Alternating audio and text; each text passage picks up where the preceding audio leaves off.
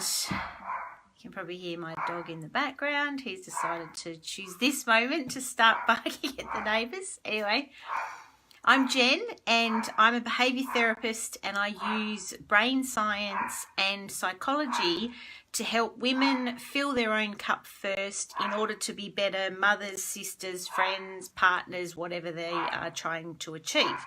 I'm also the host of a free Facebook group called Highly Sensitive Extroverts with Jen. So if you are what is referred to as an HSP or highly sensitive person and you're an extrovert, another way to describe it is some people say they feel like they're an introverted extrovert. For example, we don't feel like we 100% fit the true extrovert description. So if that's you, then you and me and others like us are really unique because we make up only about 6% of the population. We have different struggles and challenges, and that's why I created the HSE group to help. So we would love to have you join us. I also wanted to draw your attention before we get stuck into today's topic to a free guide that I created called Feel Fantastic in 3 Simple Steps. The link to download that guide is in the post attached to this video, and the link to join the group is too. So today's topic, I'm continuing on in my Live Your Ideal Life series. So it's a series of videos that I've been doing just to cover topics that are helpful when it comes to living your ideal life. Just muting my other screen so you can't hear me in the background. So today's topic in that series, Live Your Ideal Life, is I'm talking about how to calmly coexist with unresolved issues or challenges. So for example, I'm sure you can think of a time when you've had something that's been irritating you or something that's unresolved, and these things often go round and round and round in our heads. They keep us awake at night, they stress us out during the day, and they make it difficult to concentrate on the task at hand.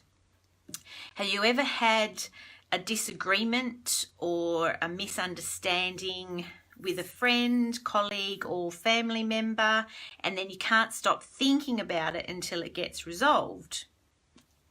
So if you can relate to this, whether you're watching live or on the replay, please comment, yep, that's me, or something similar in the comments. So that's if you can relate to having these unresolved issues going round and round in your head. Now, the challenge with having this happen is that it gets in the way of living life.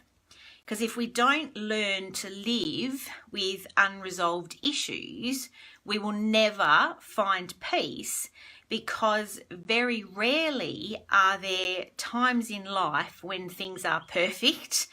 For example, I can't remember a time really when there were absolutely no unresolved issues going on. So it makes it really difficult. It also makes it much harder to deal with really serious potential unresolved problems. But if you think about it, most of the unresolved issues in life are simply irritations. It might be, for example, a dodgy transaction on your bank account that needs following up, or the misunderstanding I described earlier with a friend or a colleague. And these things, I call them minor, is because they are, or they can be resolved quite easily, but until that point, we have to live with them. However, occasionally in life, we have to coexist with something really serious. So thinking back to a time in my life, I remember getting a phone call at work, and it was after we found out that my mum had died due to the genetic abnormality called Lynch syndrome, and myself and my brother were going through the genetic testing process, and they were screening us to make sure that we didn't have any cancer already. And got a phone call about my brother and they'd found a suspicious lump. So a suspicious lump or a result like that means waiting for follow-up appointments, then further testing and waiting for the results. And this waiting or this living with the unresolved can truly be agony, and it's because we're trying to live in limbo and we don't know the status of the health of our loved one, or maybe it's our own health. So these things are going to happen in life. So in order to get through these serious unresolved challenges, what we can do is we can practice cohabitating with the not so serious, just the relatively minor unresolved irritations or challenges that pop up in life.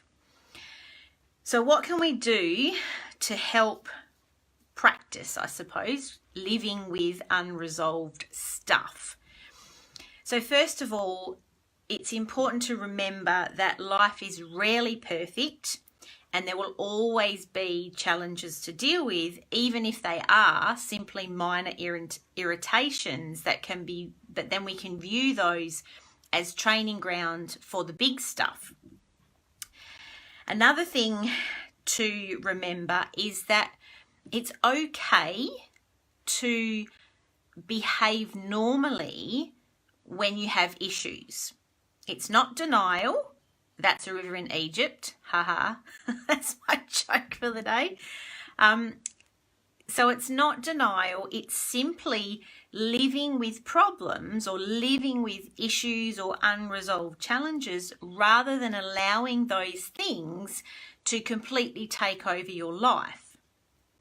And a thing you can do to help stop those things from taking over your life is basically erect some metaphorical fences. So erect fences in your mind around the irritations or the unresolved problems. And what that means is keeping it contained so it doesn't ruin your whole existence. For example, if you've had a misunderstanding or a disagreement at work, erecting fences around that disagreement, what that could look like is basically leaving that situation at work until it's dealt with. So don't bring it home, don't bring it into your personal life.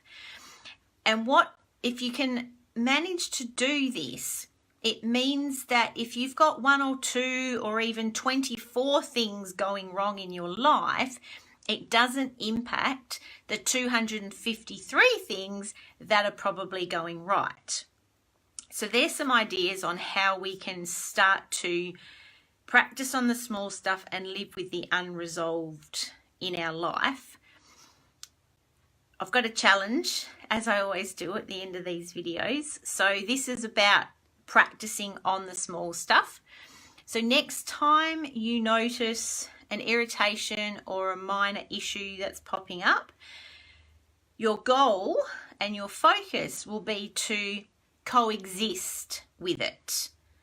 So allow it to be unresolved and allow it to be there.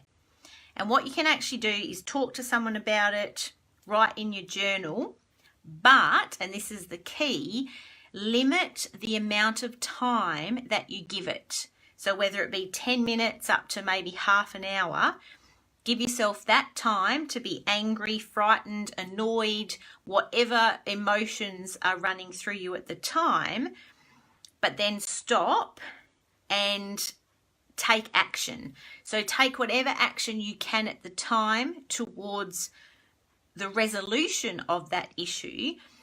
But, and this is the key point, recognize when you have done all you can and stop.